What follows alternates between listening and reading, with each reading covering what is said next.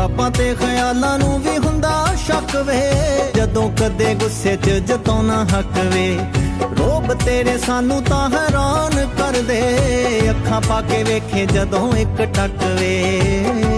ਇਹ ਸੁਪਨੇ ਨੂੰ ਸੁਪਨੇ 'ਚੋਂ ਕੱਢ ਕੇ ਹਕੀਕਤਾਂ ਬਣਾ ਲਵੇਂ ਕਿਧਰੇ। ਇਹ ਸੁਪਨੇ ਨੂੰ ਸੁਪਨੇ 'ਚੋਂ ਕੱਢ ਕੇ ਹਕੀਕਤਾਂ ਬਣਾ ਲਵੇਂ ਕਿਧਰੇ। ਕਿਤੇ ਨਿਸ਼ਾਨੋ ਸ਼ੌਕ ਤਾਂ ਜਾਂਦੀਆਂ ਮੁਹੱਬਤਾਂ ਜਤਾ ਲਵੇਂ ਕਿਧਰੇ। ਕਿਤੇ ਨੀ ਤੇਰਾ ਰੁਤਬਾ ਘਟਦਾ ਜੇ ਹੱਸ ਕੇ ਬੁਲਾ ਲਵੇਂ ਕਿਧਰੇ।